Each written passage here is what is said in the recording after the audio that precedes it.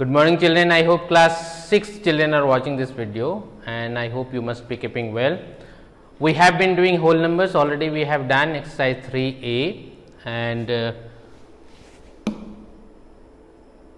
in today's class we are going to see operations on whole numbers and we will see properties of addition, we will see magic square, you might have done in previous class also, and obviously we will see some examples also. So, let us start. Here we have operations on whole numbers.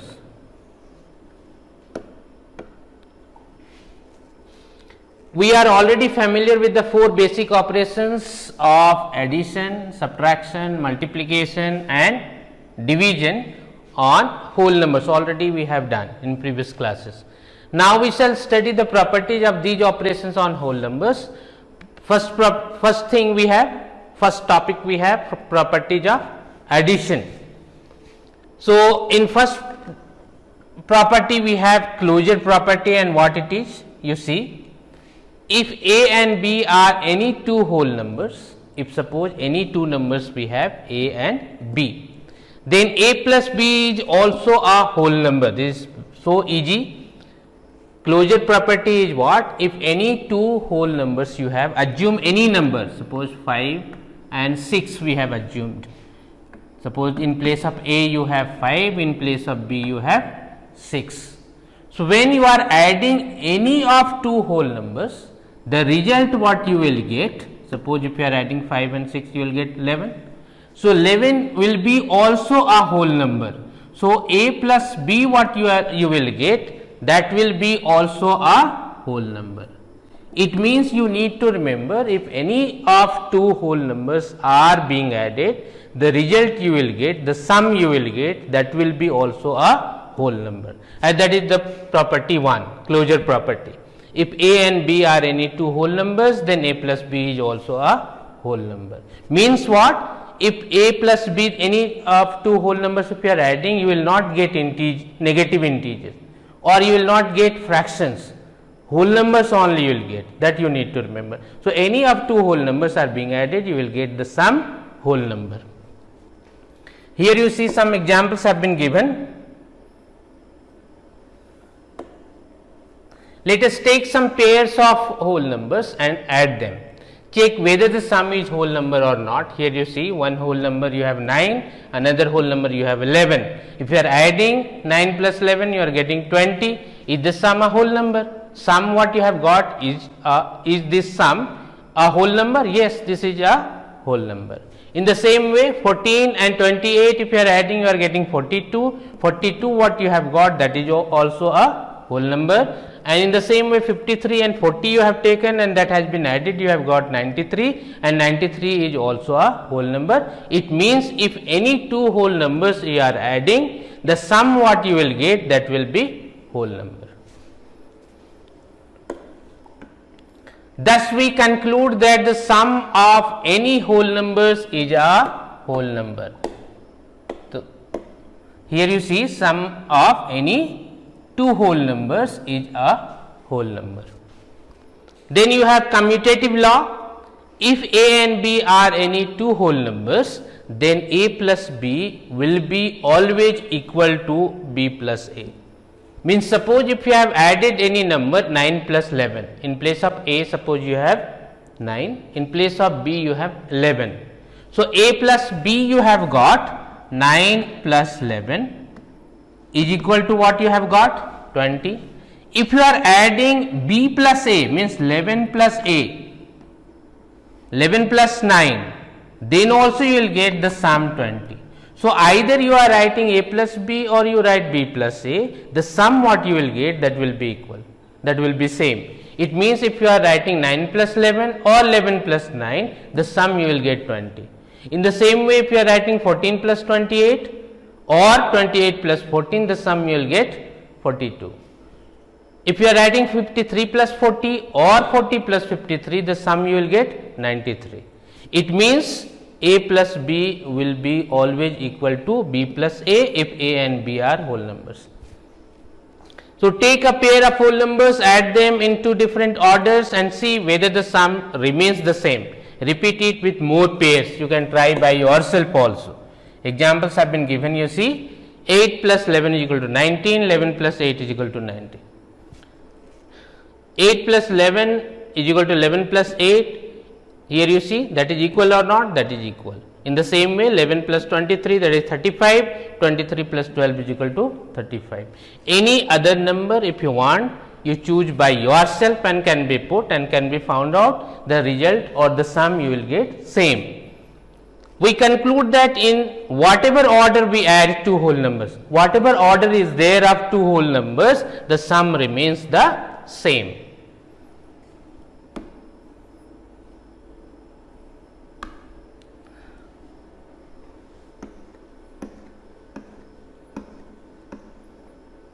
Then we have additive property of 0. This is also again very important. If a is any whole number, then a plus 0 is equal to 0 plus a, and that is equal to a. So here you see, if any number you have whole number, any number you assume, suppose 5. If you are adding 5 with 0, means 5 plus 0. So this can be also written as 0 plus 5. Because a plus b is equal to b plus a. So it can be written as 5 plus 0 is equal to 0 plus 5. And if 0 is being added on any whole number, the numbers does not change, that remains same and you will get 5. So if a is any whole number, then a plus 0 is equal to 0 plus a is equal to a. It means if a is any whole number, if you are adding 0 with that, it will not change. The number will remain same. As in example, 5 plus 0 is equal to 0 plus 5, and that will be 5. Other examples have been given. You see, 235 plus 0, that will be 235. 479 plus 0 is equal to 479. It means any whole number you assume, you add 0 on that, number will not change, number will be same. Associative law. Next you have associative law. For any whole numbers a, b, c, we always have a plus b, suppose in bracket, plus c will be equal to a plus b plus c in bracket. Suppose assume any three numbers, 9 plus 9, 12 and 15. These numbers have been written, 9 plus 12 plus 15. That will be equal to 9 plus 12 plus 15. If you are taking together 9 plus 12, and if you are taking 12 and 15 together. So what sum you will get, that will be same. If you are adding this number, what you will get, you see, 12 plus 9 is equal to 21 and plus 15, and that is equal to 36. If you are adding this, what you will get, 12 plus 15 will be 27 and plus 9 will be 36. So both will be equal. So either you write a plus b whole plus c, or a plus b plus c whole, both will be equal. The sum will come equal.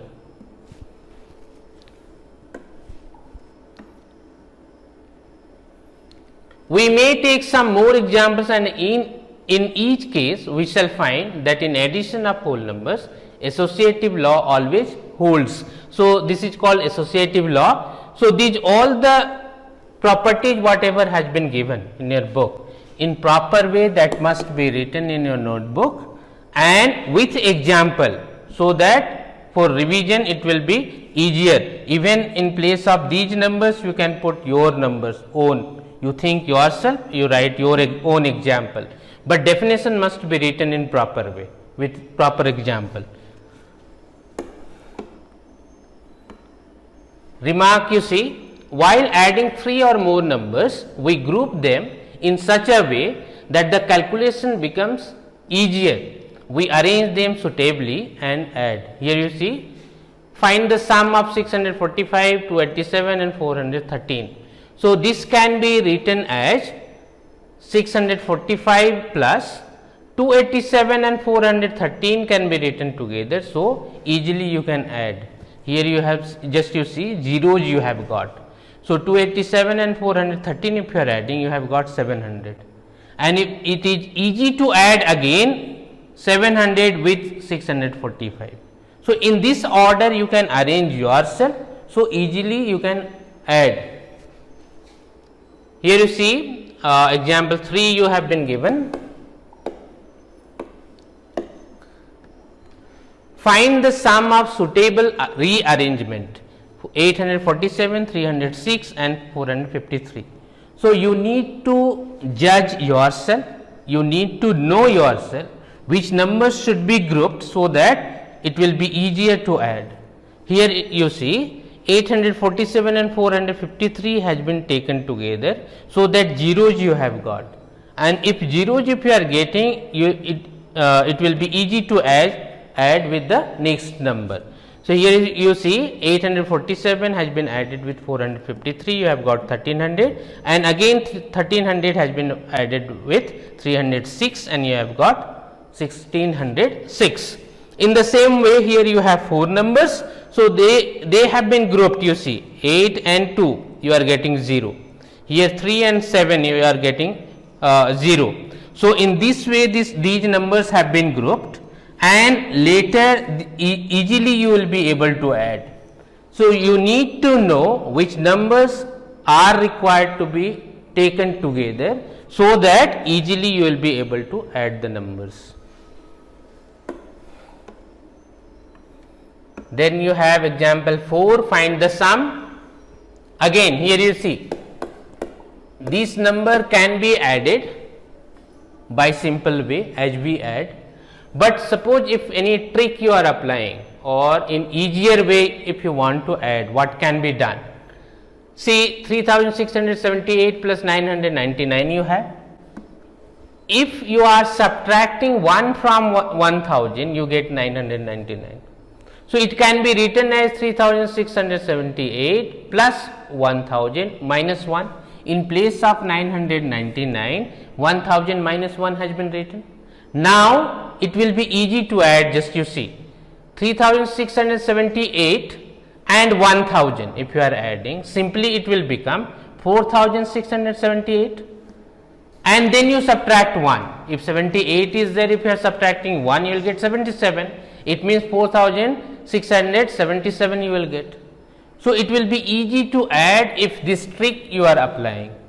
So you need to know how it to be written, so that easily you will be able to simplify. Here this number you see, here again the same trick will be applied. 10,000 minus 1, 9,999 you are getting, it means 10,000 is required to be subtracted, 1 is required to be subtracted from 10,000. So if you are adding 10,000 with 34,000, you will get 35,000. Sorry, if you are adding 34,000 and 10,000, you will get 44,000. So 44,876 you have got. So with 876, if you are subtracting 1, you will get 75. So finally you will get 44,875. So in this way you need to arrange the numbers, so that easily you will be able to add or subtract. So I hope you understood an example, or in exercise whatever questions are there you will be able to solve. Next you have magic square, you might have done in previous classes also. A magic square is an arrangement of different numbers in the form of a square such that the sum of the numbers in every horizontal line, every vertical line and every diagonal line is the same. Sum of every horizontal line, you see 9, 2, 7, 4, 6, 8, 5, 10, 3. So what you are getting the sum, everywhere you will get the same. Suppose 9 plus 2 is equal to 11 plus 7 is equal to 18. 4 plus 6, 10 plus 8, 18. 5 plus 10, 15 plus 3 is equal to 18. If vertically if you are adding 9 plus 4, 13 plus 5, 18. 6 plus 2 is equal to 8 plus 10, 18. 8 and 7, 15 plus 3, 18. If diagonally if you are adding, you see 7 plus 6 13 plus 5 18 and 9 plus 6 15 plus 3 is equal to 18. So, horizontal lines, vertical lines and diagonal line, if you are adding, you are getting the sum equal. So, this is magic square. So, row wise sum it has been given, column wise sum and diagonal wise sum has been given. So, in this way in exercise also you have